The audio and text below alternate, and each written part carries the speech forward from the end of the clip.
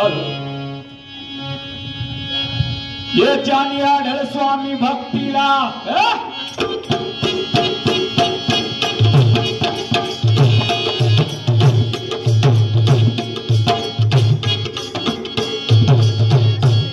जानी आढळ स्वामी भक्तीला प्राण शक्तीला आरती होतीला आरती केलीला तोच शिव छत्रपतीचा सरदार, तोच शिव छत्रपतीचा सरदार बाजी प्रभू देशपांडे झुंजार, बाजी प्रभू देशपांडे झुंजार पवन केली खिंड ऐका प्रकार पवन केली खिंड ऐका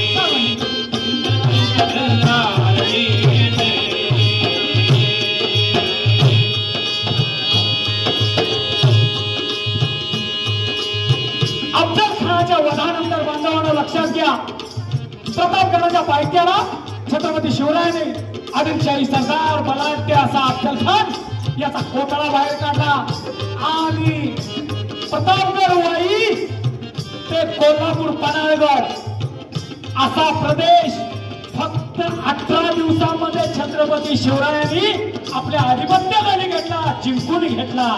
आणि या वेळेला छत्रपती शिवराय पन्हाळगडावरती आहेत, पण अफजलखानाच्या वधानं चिडलेली आदिलशाही त्यांनी काय केलं? बरी बेगम साहेबांना सिद्धी जोहर, अफजलखानाचा पोरगा फाजल खान आणि सिद्धी जोहरचा जावई सिद्धी मसूद यांना या कामगिरीवरती 35,000 सैन्य घेऊन पन्हाळ्याला वेढा टाकण्यासाठी, छत्रपती शिवरायांना पकडण्यासाठी पन्हाळगडाकडे रवाना केलेला आहे.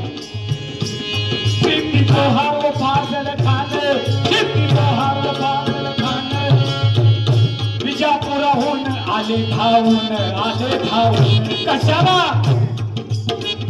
शिवाजीचे पारिपत्य करण्यास 35,000 घेऊन सैन्यात वेढा त्यांनी दिला पन्हाळगडास.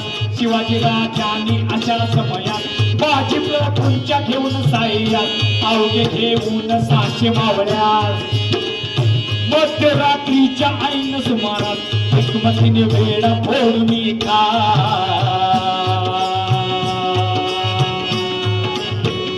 विशाळगडाच्या लागले मार्गास विशाळगडाच्या लागले मार्गास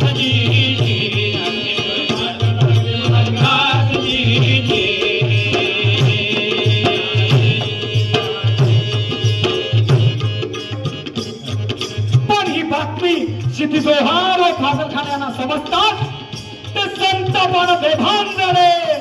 याला कधी बघा तीन भागो दौडो अशा आरोळ्यात ठोकीत ते शिवरायांचा पाठलाग करू लागले. पुढे राहिला विशाळ मध्ये घोड खिंडावर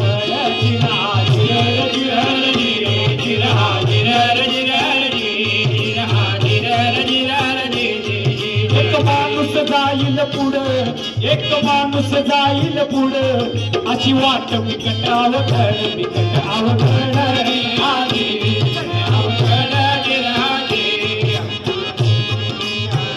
शत्रूची नजर चुकली.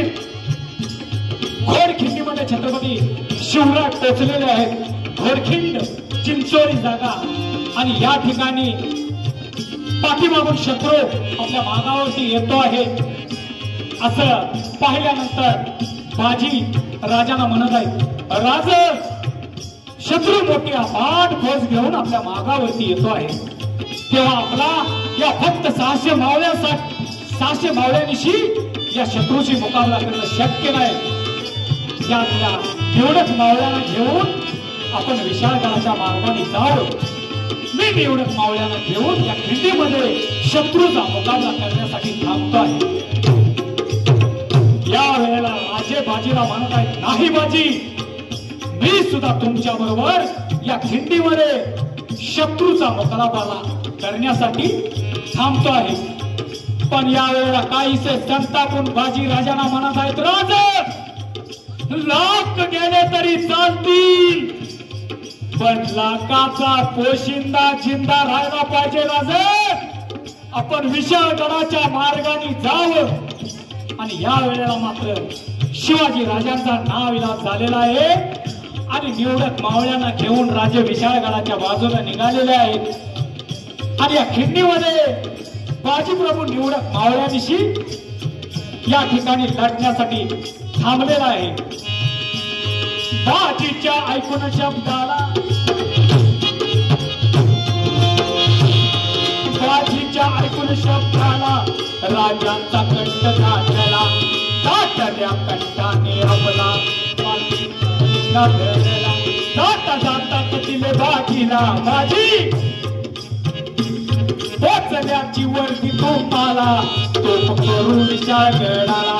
आणि असं म्हणून नजरे आड शिवाजी वधाला. मग देव चढला बाजीला बाजून मोर्चे मोकळाला.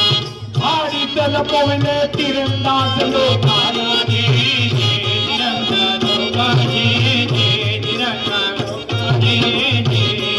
आणि तल पवले तिरंदाज लोकाला.